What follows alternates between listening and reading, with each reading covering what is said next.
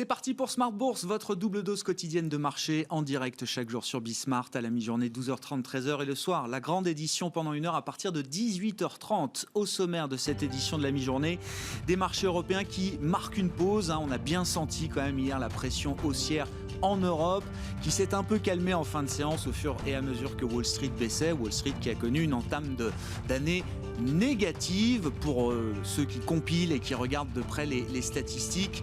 Retenez qu'au final, ça ne nous dit pas grand-chose sur ce que sera la tendance annuelle pour les marchés boursiers et pour le marché américain. Grosso modo, oui, le S&P 500 a perdu 1,5% sur la première séance de bourse, mais si on regarde l'historique passé, ça nous donne une chance sur deux de voir le S&P 500 terminer dans le vert ou dans le rouge au terme de cette année 2021. Donc on n'attend pas grand-chose au final après cette première séance de l'année, si ce n'est que l'Europe surperforme depuis le début de l'année par rapport au marché américain. Un peu de prudence néanmoins aujourd'hui sur les marchés européens. Le CAC 40 est quasiment à l'équilibre à mi-séance. On attend le grand rendez-vous politique de ce début d'année avec la double élection sénatoriale en Géorgie qui est visiblement un point d'attention important pour les investisseurs. On aura l'occasion d'en parler dans quelques instants avec Arnaud Faller, directeur des investissements de CPR Asset Management. Et puis plus généralement, on parlera de l'investissement en 2021. La date du 9 novembre reste encore dans tous les esprits et qui marque un changement de dynamique de marché avec l'apparition des vaccins. C'était le jour de l'annonce du vaccin Pfizer-BioNTech. Depuis, le marché semble prêt à reconsidérer la valorisation de certains secteurs boursiers. On en parlera avec Marc Renaud qui nous accompagnera pendant cette demi-heure, le président de Mandarine Gestion.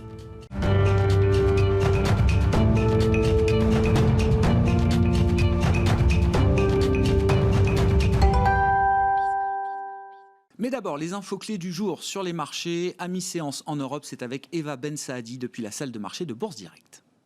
L'indice parisien aussi autour de l'équilibre à la mi-journée. Le CAC 40 peine à se ressaisir alors que les investisseurs attendent le second tour des élections sénatoriales en Géorgie ce mardi.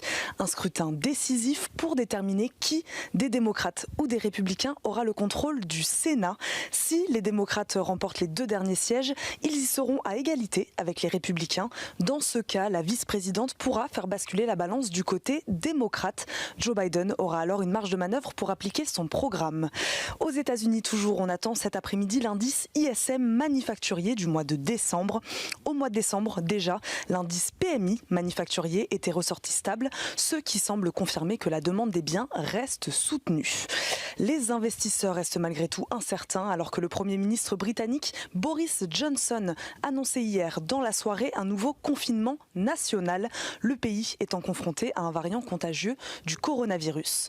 Les restrictions sanitaires continuent de se multiplier. En Europe, l'Allemagne aussi annonce un confinement prolongé jusqu'au 31 janvier. En Allemagne, d'ailleurs, le nombre de chômeurs a reculé de 37 000 en décembre. Le consensus prévoyait une hausse de 10 000 chômeurs. Le taux de chômage est resté stable à 6,1%. En France, l'allègement attendu des restrictions, notamment la réouverture des bars et restaurants, est aussi fortement remise en cause. Du côté des valeurs, Air France prévoit une perte d'exploitation de 2 milliards d'euros en 2021, rapporte la Tribune ce mardi, une perte inférieure à celle de 2020 qui s'élèverait à 3,6 milliards d'euros. La collaboration entre Innate Pharma et Sanofi avance. Le laboratoire français prend la décision de faire progresser un anticorps multispécifique vers des études précliniques visant un nouveau médicament expérimentale, une décision qui a déclenché un paiement de 7 millions d'euros de Sanofi à Innate Pharma. Sanofi sera responsable du développement, de la fabrication et de la commercialisation de cet anticorps. Crédit Agricole SA progresse à la mi-journée au lendemain de l'annonce d'un contrat de cession de sa filiale roumaine à Vista Bank Romania, une opération qui devrait avoir lieu au cours du premier semestre 2021. Crédit Agricole qui annonce également avoir investi 100 millions d'euros dans le fonds de soutien à la filière aéronautique, durement touchée par la crise sanitaire. Crédit Agricole CIB lui dévoile aujourd'hui sa nouvelle gouvernance. Sur le SBF 120, Nexity, premier promoteur français, bondit lui aussi après avoir relevé lundi ses prévisions de résultats pour 2020. Total également à la hausse à la mi-journée, alors que les membres de l'OPEP+ doivent se prononcer dans la journée sur le niveau de production des barils de pétrole au mois de février. Le pétrole qui se stabilise, il évolue à la mi-journée au-dessus des $51. Eva Ben Saadi qui nous accompagne aujourd'hui en fil rouge tout au long de la journée sur Bismart depuis la salle de marché de Bourse Direct.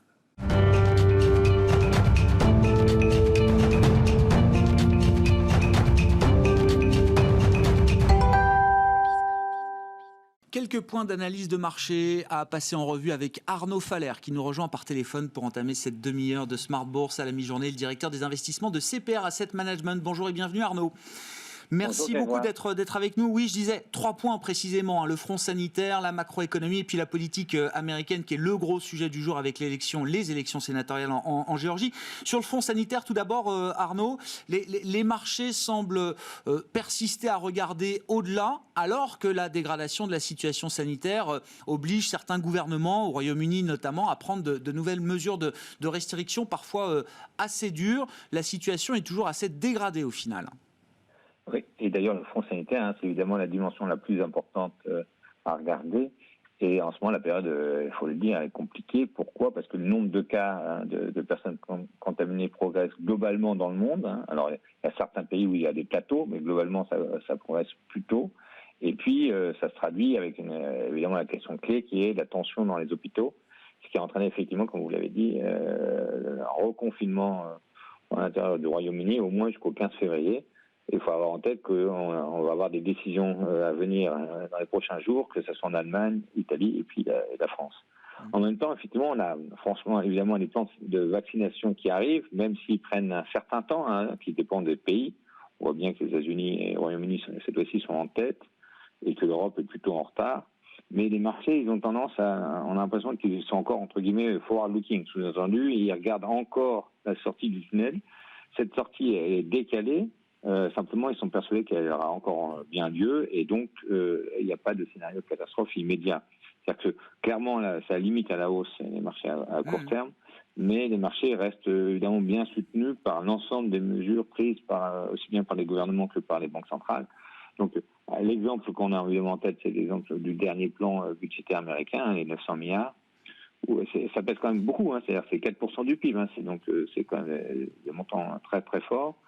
Ça vise plutôt bien les cibles qu'il faut, à savoir évidemment les allocations chômage, donc une prolongation des mesures à hauteur de 120 milliards jusqu'au 13 mars. Évidemment un chèque aux ménages, faut rappeler, $600 par membre du foyer. Évidemment aussi les secteurs les plus touchés avec des prêts garantis pour les PME, les secteurs de transport, etc. Alors en Europe, on aura la même chose. On aura des prolongations des mesures de soutien. Le chômage partiel va être probablement étendu et les fonds de solidarité encore plus sollicités. Bon, on comprend toujours cette logique de compensation, de neutralisation des impacts économiques liés à la pandémie par les politiques budgétaires, les politiques monétaires. Mais je voulais juste un mot quand même sur les stratégies de vaccination différentes d'un pays à l'autre. C'est la polémique politicienne du moment, Arnaud. Le marché continue de regarder quand même avec bienveillance l'idée d'une vaccination générale de masse efficace, ou est-ce qu'à un moment quand même les retards pris par certains pays en comparaison à d'autres, est-ce que ça va être un axe de discrimination pour les investisseurs ? C'est vrai que c'est plus, encore une fois, par zone, d'ailleurs, parce que la France, il y a une polémique, mais en fait, malgré tout, l'Europe était un peu en retard globalement. Il nous semble que pour l'instant, il n'y a pas encore la discrimination qu'on peut imaginer sur les marchés, à condition, malgré tout, que le retard, un minimum, ne soit rattrapé en partie. Donc, pour l'instant, on reste plutôt dans cette perspective. Évidemment, si dans 2 mois, il y a encore une énorme dichotomie selon les zones et les pays, c'est sûr que ça pourra se traduire. Mais il nous semble qu'à ce stade, c'est pas encore le cas. Bon, le marché forward-looking, donc toujours par rapport à la question de la pandémie et de la gestion de la pandémie. Sur le front macro, là aussi, il y a peut-être quelques éléments à apporter. Arnaud, on a, alors là, toujours, vous utilisiez le mot de dichotomie, une divergence importante entre les services, avec la fermeture d'un certain nombre d'établissements, et le manufacturier qui, lui, tourne finalement à son régime de croisière, presque. Oui, parce qu'on a vu des indicateurs d'achat dans le secteur manufacturier qui ont été publiés partout dans le monde. Donc en Europe, c'était fin décembre, mais les chiffres restent assez solides, avec des moyennes, en gros au-dessus des moyennes de 5 ans. Donc l'Allemagne, il y a 58, donc il faut se rappeler qu'au-dessus de 50, les chiffres mesurent l'expansion, mais 58, c'est assez fort. En zone euro, globalement, 55. Mais du côté asiatique, on a des chiffres assez solides aussi. La Chine résiste bien, mais on voit aussi des pays autour, c'est-à-dire que la Corée du Sud et Taïwan ont des chiffres qui sont autour de 53, voire plus. Globalement, c'est clair que le secteur manufacturier poursuit sa dynamique. Et c'est vrai qu'en revanche, les services, là, on a évoqué une reprise en cas avec des secteurs qui sont très, très dynamiques et des secteurs qui sont très délaissés. On le voit encore un peu du côté des services, évidemment, où tous les services au digital sont bien orientés et il y a des services à l'arrêt qui sont en attente de la reprise, comme le tourisme, l'image du tourisme. Mais toute la question va être, encore une fois, le délai d'attente du plan de vaccination, à quel point on va pouvoir parler, oui ou non, d'un retour à minimum sans mesure de confinement, de restriction très forte. Bon, sur le plan politique, visiblement tout repose sur l'élection de 2 sénateurs en Géorgie aujourd'hui pour le monde financier. Arnaud, dans quelle mesure est-ce que ces élections sénatoriales en Géorgie peuvent être un game changer peut-être pour la suite de l'histoire sur les marchés financiers ? On trouve que pour l'instant les marchés en tiennent peu compte et ça pourrait quand même être au moins un game changer pour les premières semaines de l'année. Pourquoi ? Parce que d'abord, clairement, les gens n'avaient pas en tête que le Sénat pouvait passer démocrate. En tout cas, c'était vraiment l'unanimité, le consensus qu'on a connu après les élections présidentielles. Donc là, on arrive, les sondages sont assez serrés, mais malgré tout, il y a une très légère avance en faveur de deux sénateurs démocrates. Et il faut bien avoir en tête aussi que des éléments qui poussent en faveur de ces élections des démocrates. Pourquoi ? Parce que, comme dans toutes les élections partielles, il y a le taux de participation qui baisse, mais il y a des études qui ont montré que le taux de participation dans les comtés où Biden est arrivé en tête, le taux de participation avait moins baissé que dans les comtés où Trump était arrivé en tête. Donc ça pousse pour un léger avantage, encore une fois, aux démocrates. Alors les conséquences sur les marchés, il nous semble que le point important, c'est qu'il y aura peut-être un état de grâce, comme on est parfois en France après les élections présidentielles et législatives, et qui pourrait être assez fort. Pourquoi ? Parce qu'on sait très bien que le Parti démocrate n'est pas forcément très uni à 100%, et ça pourrait inciter l'administration Biden à mettre en place des mesures plus vite, parce qu'on sait très bien qu'à horizon plusieurs semestres, l'aile gauche et l'aile droite du Parti démocrate pourrait y avoir des désunions apparaître. Donc, des grandes mesures qu'on imagine, donc évidemment d'abord un stimulus supplémentaire, donc pas forcément les 2000 milliards qui avaient été évoqués par Trump juste avant Noël, mais pour autant quelque chose entre 600 ou 700 milliards. En tout, ça ferait donc un plan plus de 900 de 1500 milliards, et avec notamment prolongation d'aide au chômage, comme on avait mentionné, de l'aide aux collectivités locales et des plans d'infrastructure éventuels. Associé à une fiscalité plus forte, notamment sur le taux sur l'imposition sur les sociétés. Il faut se rappeler que Biden avait dans son programme un relèvement de 21 à 28.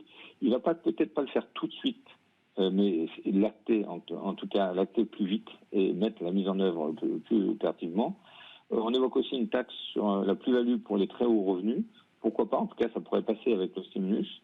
Encore une fois, dans un entre guillemets état de grâce où il arriverait à faire passer plus vite des mesures, comme aussi la hausse du salaire minimum, qu'on imagine, et puis évidemment aussi la régulation plus forte, notamment sur les oligopoles, comme on en a parlé plusieurs fois ici, les GAFA pourraient être plus visés. Tout ça nous amènerait avec des conséquences sur le marché à peu près, il me semble, à ne pas sous-estimer, à peu près clair. Évidemment, d'abord une hausse des taux longs américains plus forte que celle qu'on a assistée au cours de l'année 2020. 2020, donc avec une cible probablement autour de la 25, avec ensuite une conséquence qu'on n'a pas connue pendant longtemps, mais qui pourrait être marquée cette fois-ci. Il y a une surperformance des actions du reste du monde versus les actions américaines. Donc, ce qu'on a vu sur la séance d'hier, d'une certaine manière. Exactement. C'était un cas, on peut dire, est-ce que ça va présager la suite ?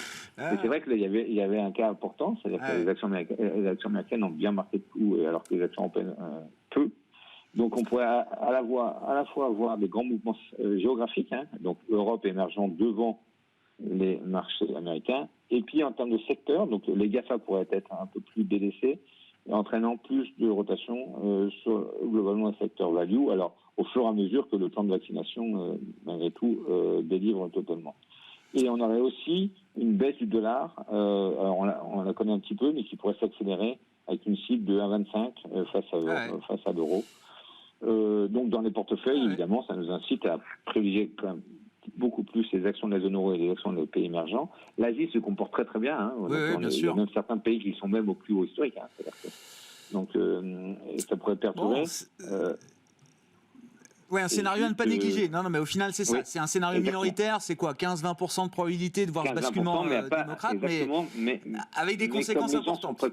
Exactement. Mais comme les gens sont peu préparés, et ben finalement, les conséquences peuvent être non nulles. Eh ben, on suivra les résultats sortis des urnes ce soir après ce tour de scrutin supplémentaire pour les élections sénatoriales en Géorgie. Merci beaucoup Arnaud. Arnaud Faller, directeur des investissements de CPR Asset Management, avec nous par téléphone.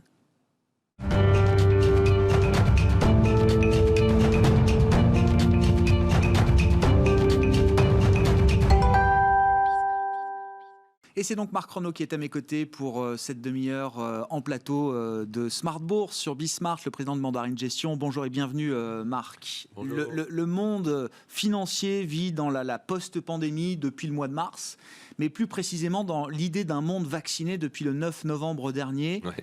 Date historique sur les marchés, Marc, on peut le dire. Ah oui, c'était il y a 2 mois. Comme on peut le voir et comme on le sait, moi je viens pas de démarrer d'un marché, une séance comme ça, j'en avais jamais vu. C'était délirant, quoi.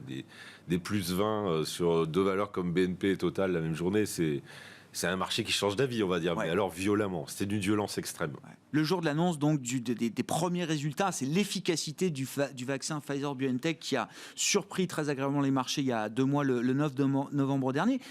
Depuis, la dynamique de marché a changé. C'est pas juste la journée du 9 novembre. On a l'impression quand même que l'idée d'un rattrapage ou l'idée d'un marché qui regarderait différemment la valorisation de certains secteurs, cette idée-là est en train de faire son chemin. Est-ce que vous êtes d'accord avec ce constat, Marc ? Comment vous analysez ? Si on regarde les indices, oui. Si on regarde une reprise assez violente de certains secteurs mal aimés, oui, tout ça est exact. Mais pour côtoyer les gens qui reviennent sur le value, pour employer le terme, je les côtoie puisque ce sont mes clients, je dirais que pour le moment, on est plus dans une peur de ne pas y être que dans une forte conviction. Donc le marché vient de réaliser que les valeurs de croissance ont été dopées au taux zéro pendant 10 ans et que peut-être on en sortira, on en reparlera peut-être. Les marchés viennent de regarder que c'est vrai que c'est plus sympa Tesla qu'une banque, mais que tout a un prix. Et oui, on voit, encore une fois, je le qualifie plus de peur de paillettes que de conviction. Mais oui, on voit, il a été d'une violence incroyable. On en parlait pas seulement le 9, mais tout le mois de novembre. Et malgré ce mois de novembre euphorique sur le value, ça s'est pas vraiment tassé en décembre. Donc oui, il se passe un truc. Oui. Parce qu'il y a eu beaucoup de faux départs précédemment, effectivement, sur l'idée d'une rotation value, d'un rattrapage. Ce qui est intéressant aussi dans cette séquence de marché, vous le notez d'ailleurs, Marc, c'est que c'est pas vraiment une rotation. La value est revalorisée, mais en même temps, les stars séculaires de la décennie passée, en tout cas, les GAFAM et les autres grandes valeurs de croissance, sont toujours au plus haut ou quasiment sur des plus hauts historiques. Alors tout à fait. Et ça... On est tous à peu près convaincus qu'il va y avoir un rebond violent de l'économie, qu'on va sortir de ça. Et donc, intuitivement, on se dit, quand ça va bien, ça va aller bien aussi en bourse. C'est pas aussi simple, parce que effectivement, on a non seulement les valeurs de croissance au plus haut, parlons des techs, mais pas seulement, parlons du luxe. Bien sûr. Elles n'ont pas bougé, effectivement. Et vous avez parfaitement raison, c'est pas une rotation, c'est un rattrapage, mais tout ça au plus haut. Ouais. Et maintenant, on a même quelques secteurs mal aimés, ou en tout cas historiquement mal aimés, qui ont pas mal monté. Je pense au tout ce qui est le secteur des biens d'investissement, il a bien rebondi. Les matières premières, c'est la fête. Ouais. Donc, qu'est-ce qui reste ? Alors, il y a toujours des mal-aimés, on va peut-être y venir. Mais voilà, le marché, globalement, certes, il y a des bonnes nouvelles qui arrivent, mais le marché est globalement sur des points hauts. Ouais, tout monte. Tout monte, c'est le meilleur des deux mondes. Qu'est-ce qui est encore mal aimé, alors justement, sur les marchés là ? Qu'est-ce qui vous motive encore pour investir dans des segments décotés ? Qu'est-ce qui vous paraît encore intéressant, Marc, dans cette logique d'investissement ? Alors, il y a 2 secteurs qui sont très sous-performants, si on les regarde sur 1 an ou sur 10 ans encore. Et je mets de côté les transports aériens qui sont des micro-secteurs qui ont des problèmes spécifiques qu'on connaît. C'est le secteur bancaire et le secteur des pétrolières. Ouais. Alors, le secteur bancaire, c'est le mal aimé sur 10 ans, sur 1 an. Et le rebond auquel on a assisté en novembre n'est rien par rapport à la décote qu'il a subie depuis 10 ans. Donc là, on est sur un secteur bancaire qui est en train de rassurer le marché sur le fait que sans doute les crédits non performants ne seront pas si gros que ça, qui peut-être bénéficierait d'une éventuelle repentification de la courbe. Donc quand vous démarrez à 0,4, 0,5 fois la valeur d'actif, ce qui est le cas il y a 3 mois, on vient de remonter à 0,7. Mais ça se paye toujours moins que sa valeur d'actif. C'est-à-dire qu'on vous explique toujours que les banques vont détruire de la valeur. Donc ça, c'est un secteur mal aimé et toujours très décoté si on croit comme moi à un retour à la moyenne. Sur ce secteur-là, comment est-ce que cette pandémie accélère la transition de ce secteur financier, de ce secteur bancaire, au point de lui permettre peut-être, en tout cas à certains établissements, de résoudre plus rapidement les problèmes structurels qui prévalaient avant la pandémie? Parce que, comme vous le dites, ça fait 10 ans que c'est pas cher les banques, ça fait 10 ans que le marché en veut pas. Alors je dirais que c'est, comme toujours, les crises, c'est un accélérateur, effectivement. Mais en fait, ce qui s'est passé, le changement dans le secteur bancaire, c'est pas celle-là, c'est la crise de 2008. Ouais. Il y a, dans toutes les crises graves, parce que celle-là était beaucoup plus grave que le secteur bancaire, que la crise du Covid, dans toutes les crises graves, il y a des gagnants et des perdants. Et tous ceux qui ont les moyens, c'est aussi bête que ça, il faut avoir la stratégie et la compréhension, mais tous ceux qui ont les moyens d'investir dans le digital, par exemple, ce qui est un must absolu dans ce métier, eh bien, ils font la différence. Et comme dit le patron d'une très grande banque française qui commence par B, c'est pas la peine de racheter les autres, il faut les laisser crever. C'est ça qui se passe. La stratégie du survivant, quoi. Oui, mais le survivant, il survit parce qu'il investit massivement et qu'il change son modèle, ce que tout le monde ne peut pas faire. Oui, c'est un accélérateur de changement de modèle, mais tout le monde ne peut pas le faire. Et donc, le système bancaire est en train de profondément s'assainir. Mais évidemment, c'est lent et la crise du Covid a éventuellement inquiété de nouveau. Voilà. Mais moi, je pense que de façon très sélective, il y a encore beaucoup d'argent à gagner là-dedans. Les pétrolières, c'est autre chose. Il y a en plus le problème de l'ESG ou de l'ISR. On en avait parlé la dernière fois. Pardonnez-moi l'expression, elles ont une note de sale gueule. Leur enjeu, c'est de la corriger par des investissements massifs dans les énergies renouvelables, ceux qui le font. Pas parce qu'ils sont gentils, mais parce que c'est l'avenir de leur modèle. Donc là, c'est un enjeu de changement d'image. Mais c'est des boîtes qui rapportent toujours des gros rendements et qui sont toujours décotées. Et puis, pour terminer sur la question, la bonne nouvelle, quand il y a une rotation, c'est que certains secteurs que moi, je ne pouvais pas toucher il y a un an, deviennent délaissés. Oui. Aujourd'hui, la pharmacie, c'est mal et je peux en acheter assez massivement. Il y a 2 ans, je ne trouvais même pas de valeur à acheter avec mes critères de valorisation. Donc voilà, il y a toujours des choses à faire, ouais. Sur les pétrolières, c'est intéressant. La dernière fois, on en parlait. Je vous disais, je reçois des jeunes gérants qui, grosso modo, disent moi, de toute façon, moi vivant, dans mes fonds, il n'y aura jamais de pétrolière, il n'y aura jamais de Total. Vous disiez attention, un jour, ils changeront d'avis. Est-ce que certaines de ces grands groupes pétroliers sont en train, justement, d'arriver à infléchir le narratif? On vit dans des marchés de narratifs pour changer le délit de sale gueule que leur applique le marché, Marc. Alors d'abord, ils ont tous compris. Il y avait des retardataires, je pense à Exxon, évidemment poussé par Trump. Les Américains n'ont pas été à la pointe de ce changement. Ils ont tous compris qu'ils étaient une cause majeure pour le climat et qu'il fallait arrêter de faire des bêtises. Et ensuite, ils investissent massivement. Je ne crois pas pouvoir, pour répondre à votre question précisément, je ne crois pas pouvoir dire qu'ils ont encore gagné une meilleure image. Mais ils y tentent fortement. Et quand vous regardez le montant colossal des investissements faits dans les énergies renouvelables, et quand vous savez par ailleurs que s'ils investissent moins en exploration-production, ils vont dégager des cash flows gigantesques, parce que c'est ça qui coûte dans ce métier. Je pense que c'est un secteur qui, pour le coup, est vraiment délaissé, même s'il a bien rebondi en fin d'année, mais il est quand même très sous-performant sur 12 mois glissants. Et là aussi, je le trouve de façon sélective, là encore, séduisant. Si vous êtes une petite boîte qui fait que du raffinage et que vous n'avez pas les moyens d'investir dans le renouvelable, vous allez mourir aussi. Hein. C'est un accélérateur de croissance et de repositionnement quand il y a des crises comme ça. Mais oui, ce secteur est intéressant. Et puis, il y a la mauvaise solution des boursiers. On vous dit, ils ont qu'à côté leur filiale renouvelable. Oui. Bon, ça, c'est une solution boursière. Et pourquoi c'est une mauvaise solution, ça? C'est une solution pour faire monter les cours à 3 mois. Révéler la valeur, quoi. Oui, ça change pas. Alors oui, ça révèle la valeur, mais ça change pas la stratégie que doivent mettre en place ces boîtes-là. En parallèle, comment vous regardez l'autre partie du marché? Alors, on a parlé des stars séculaires, mais je voulais qu'on parle spécifiquement de quelques roquettes. Tesla, 700 milliards de capi, 700% de hausse en 2020. Là, on est au-delà de tout rationnel. Comment vous analysez ces phénomènes? Je cite Tesla parce que c'est l'emblème, mais ce qui a marqué la fin d'année, c'est aussi l'introduction en bourse d'Airbnb, qui prend plus de 100% sur sa première journée de bourse, qui pèse, je sais pas, 80, 100 milliards peut-être aujourd'hui. C'est un gérant value à votre place il y a quelques semaines, Jean-Charles Merriot, DNCA, disait on vit peut-être un moment de folie collective comme seuls les marchés sont capables de créer ce genre d'histoire. Alors, Jean-Charles, comme moi, la vraie réponse, c'est qu'on ne comprend pas. Ouais. Nous, on comprend. Moi, je ne sais pas payer le rêve. Donc, je ne sais pas faire ça. Tesla, vous ne dites pas c'est un nouveau monde? En tout cas, je ne comprends pas pourquoi Tesla, ça vaut la même chose que tout le reste de l'industrie automobile réunie. C'est un truc qui ne me va pas. Je ne comprends pas pourquoi Apple, ça vaut autant que toute la capitalisation boursière allemande. Donc je ne dis pas que c'est des mauvaises boîtes. Je vois bien que ce sont des boîtes innovantes. Je dis que tout a un prix et que... Parce qu'il y a une concentration de profit qui est telle aujourd'hui chez Apple que ça peut valoir, oui, le prix, pourquoi pas, de la côte allemande. Non. Non, Non, j'arrive pas à comprendre ça. Toute l'industrie allemande, c'est pas... Ça peut pas valoir quelqu'un qui vend des téléphones, parce qu'il gagne du fric que là-dessus, par ailleurs. Hein. Donc, mais voilà, c'est les limites de ma méthode. En tout cas, c'est sûr que des gens comme Jean-Charles et moi, on va pas aller se mettre les doigts là-dedans. Et puis, on a eu tort depuis 2 ans, 3 ans, 10 ans. Mais c'est pas maintenant que je vais y aller, non. bon, marché est quand même porté à regarder à nouveau la valorisation. Pas partout, pas Tesla, pas Airbnb, je laisse le Bitcoin de côté, mais pour d'autres secteurs effectivement dont on a parlé, la question de valorisation redevient peut-être centrale pour les investisseurs.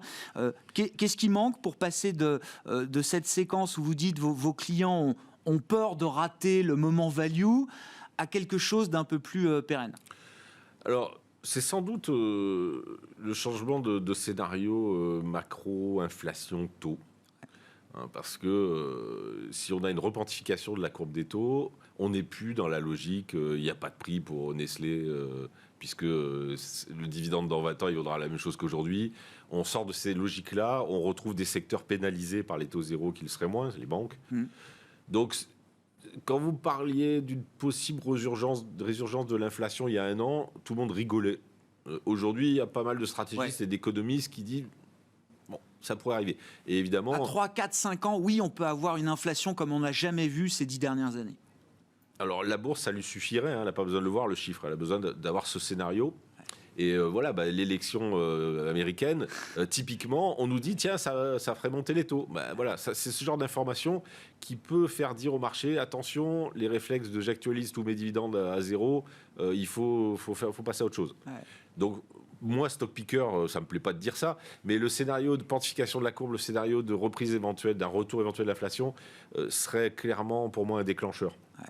Bon, on surveillera ça, à commencer par les résultats de l'élection sénatoriale en Géorgie, puisque visiblement beaucoup repose là-dessus, sur le scénario d'inflation et le schéma qu'on peut avoir sur la stratégie budgétaire américaine, évidemment. Ce serait des marges de manœuvre supplémentaires si on avait une surprise démocrate ce soir ou dans les jours qui viennent en Géorgie. Merci beaucoup, Marc, d'avoir été avec nous en plateau à la mi-journée dans Smart Bourse sur Bismart. Marc Renaud, le président de Mandarin Gestion, les marchés européens qui sont plutôt calmes. On tourne autour de l'équilibre. Légère baisse à Paris à la mi-journée. On se retrouve ce soir en direct à 18h30 après la clôture en Europe.